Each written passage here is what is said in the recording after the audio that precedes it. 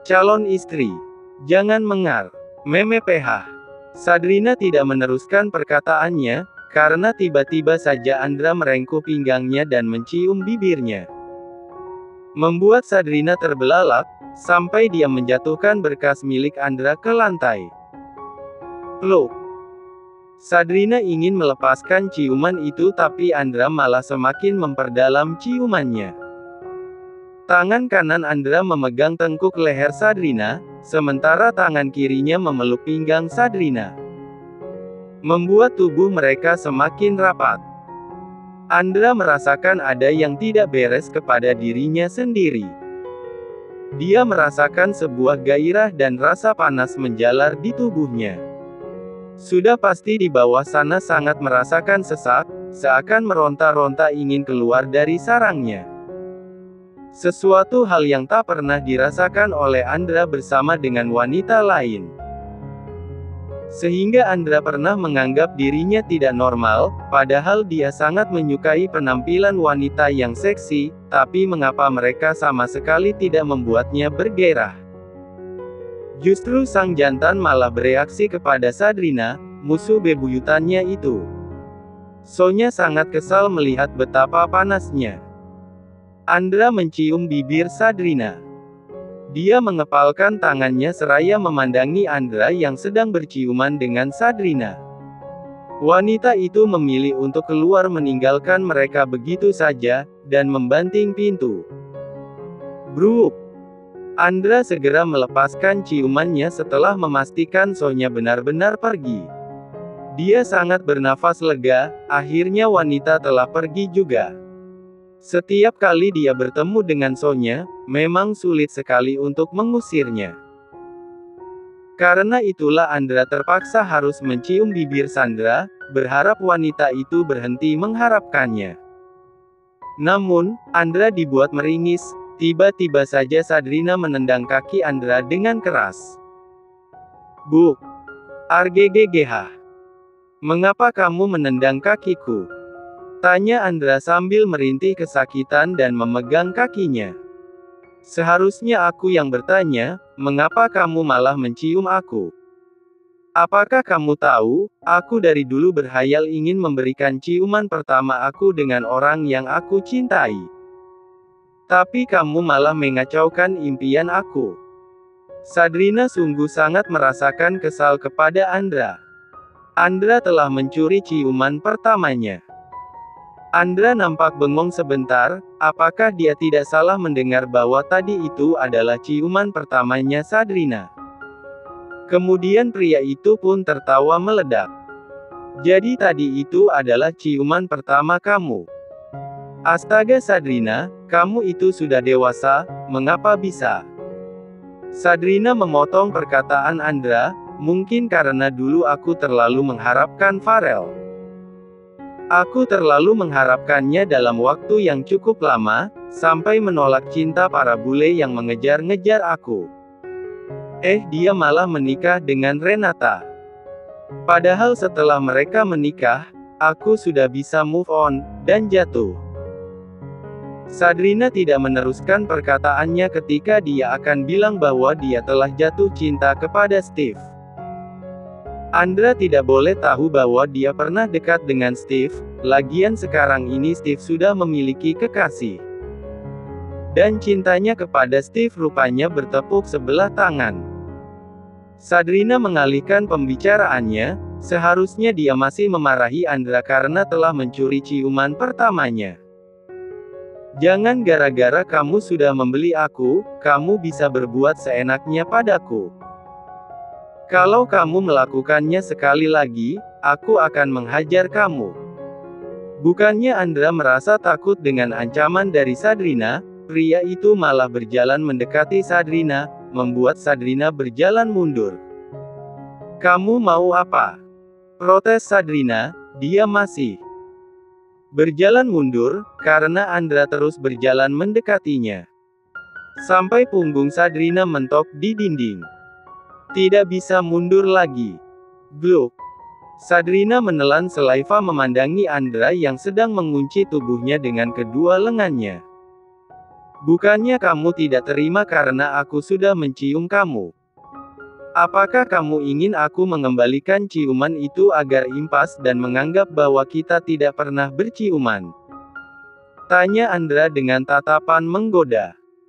Bukannya tergoda, tapi Sadrina malah mencubit pinggang Andra, membuat pria itu merintih kesakitan. Dia sedikit menjauhkan jaraknya dari Sadrina sambil mengusap-usap pinggangnya. Arah. Sudah kukatakan, aku akan menghajar kamu jika kamu berani berbuat macam-macam padaku lagi. Ancam Sadrina sambil menunjukkan bogemannya kepada Andra. Andra mendengus kesal, dia malah menonyor kepala wanita itu. Siapa juga yang ingin mencium kamu lagi? Kamu sama sekali tidak bisa diajak bercanda. Baru kali ada seorang pembantu yang sudah membuat kening majikannya benjol, menendang kaki majikan, dan mencubit pinggang majikan. Berapa kerugian yang harus aku tuntut padamu? Protesnya. Sadrina tidak ingin kalah, dia kembali membahas ciuman yang tadi. Lalu berapa kerugian yang harus aku tuntut padamu? Kamu sudah merebut ciuman pertama aku. Itu sama saja kamu telah menghancurkan mimpi aku. Oke, karena kita sama-sama dirugikan, aku anggap masalah kita impas. Asalkan kamu tahu, semua karyawan mentertawakan aku gara-gara kening aku benjol begini. Andra berkata sambil menunjuk keningnya yang benjol. Sadrina hanya bisa menahan tawa ketika memandangi keningnya Andra. Salahkan dirimu sendiri, kenapa semalam main masuk ke kamar aku tanpa mengetuk pintu dulu? Ya sudah, aku mau kembali ke mansion. Pekerjaan aku masih banyak. Pamitnya kepada Andra. Namun, Andra mencegah Sadrina untuk pergi. Tunggu dulu. Ada yang ingin aku bicarakan kepadamu. Ini sangat penting. Sudah hampir setengah jam Andra dan Sadrina duduk di sofa. Sadrina dibuat kesal kepada Andra karena pria itu sampai kini belum berbicara juga kepadanya. Padahal Sadrina sangat penasaran, hal penting apa yang ingin Andra bicarakan kepadanya. Bagaimana tidak berat untuk mengatakannya? Bagi Andra ini adalah keputusan terberat di dalam hidupnya, karena dia harus memutuskan untuk mengikuti saran dari Farel, menjadikan Sadrina sebagai istrinya. Walaupun hanya sementara, karena tidak mungkin dia mau tinggal bersama dengan wanita itu dalam waktu yang lama. Yang penting dia menikah, ayahnya meresmikan dia menjadi pemimpin di perusahaan, dan rahasianya akan aman. Katanya ingin bicara, mengapa belum bicara juga, Grandong? Tanya Sadrina dengan nada kesal. Tunggu sebentar. Sebenarnya ini adalah hal yang paling berat di dalam hidup aku. Makanya aku berat untuk mengatakannya. Ucap Andra, dia nampak berkeringat dingin dan tangannya sedikit gemetaran. Sadrina mengerutkan keningnya, dia tidak paham, memangnya apa yang ingin dikatakan oleh Andra kepadanya sampai pria itu merasakan berat untuk mengatakannya. Sadrina membelalakkan mata ketika dia mencoba untuk menebak apa yang akan dibicarakan oleh Andra. Apakah mungkin dia ingin melunaskan semua hutang aku karena tidak tahan hidup bersama aku selama 1 minggu ini? Makanya dia berat untuk mengatakannya. Seru hatinya. Karena memang selama ini Sadrina berusaha agar membuat Andra tidak tahan dengan kelakuannya, agar pria itu menyerah dan memecat Sadrina. Sadrina pun berkata kembali di dalam hatinya, yes, itu artinya rencana aku berhasil. Akhirnya, aku bisa bebas dari si Grand. Sadrina tidak meneruskan perkataan yang ada di dalam hatinya itu ketika mendengar perkataan Andra, membuatnya hampir mau pingsan. Mak Lampir, menikahlah denganku. Rupanya Sonya masih belum ingin menyerah, walaupun Andra sudah mencium wanita lain di depannya, dia masih tetap ingin menikah dengan Andra. Dia sangat tergila-gila kepada pria tampan itu. Sehingga siang ini dia datang ke mansion Tuan Miller, untuk menemui ayahnya yang sedang berkunjung ke mansion calon besannya itu. "Siang Om," sapa Sonya kepada Tuan Miller yang sedang berbincang-bincang dengan Tuan Panji di ruang tamu. Tuan Miller tersenyum ramah kepada calon menantunya itu. "Siang juga, Sonya. Apakah kamu sudah melakukan fitting baju pengantin bersama dengan Andra?" Sonya memaksakan diri untuk tersenyum, dia memilih untuk berbohong, "Lia sudah, Om." Kemudian Sonya meneruskan perkataannya, "Aku ingin pernikahan aku dengan Andra dipercepat, Om. Bagaimana kalau minggu ini?" Sonya ingin segera mengikat menjadi miliknya. Sungguh dia tidak rela jika Andra menjadi milik orang lain. "Yes, itu artinya rencana aku berhasil. Akhirnya, aku bisa bebas dari si Grand." Sadrina tidak meneruskan perkataan yang ada di dalam hatinya itu ketika mendengar perkataan Andra, membuatnya hampir mau pingsan. "Mak Lampir, menikahlah denganku." Perkataan Andra membuat Sadrina nampak syok. Dia bagaikan tersambar petir di siang bolong, tiba-tiba saja musuh bebuyutannya itu melamar dirinya. Sungguh acara melamar yang paling mengejutkan sepanjang masa. Andra sangat kesal ketika melihat Sadrina yang nampak melongo ketika mendengar lamaran darinya, membuat dia menyentil kening wanita itu.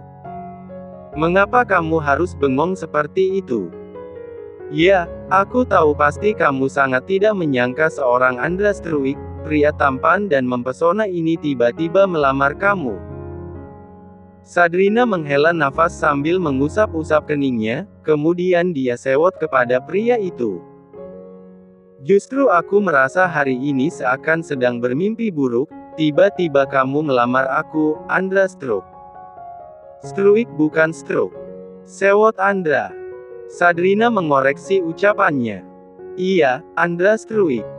Aku tidak ingin menikah dengan kamu." Andra sangat kesal dengan penolakan Sadrina. "Kamu pikir aku juga mau menikah dengan kamu? Pasti kamu tahu kan bahwa kamu itu sama sekali tidak masuk ke dalam kriteria wanita yang aku inginkan. Tipe wanita yang aku inginkan itu." Sadrina memotong perkataan Andra, "Kalau begitu ngapain kamu melamar aku? Tinggal cari saja wanita yang semok dan montok, kriteria yang kamu inginkan itu. Tapi untuk saat ini hanya kamu satu-satunya wanita yang harus aku nikahi." Mungkin karena Andra merasa bahwa idenya Farel memang ada benarnya juga, dengan dia menikahi Sadrina, Sadrina pasti tidak akan meminta ingin ditiduri olehnya, Sadrina tidak mungkin mau disentuh oleh Andra.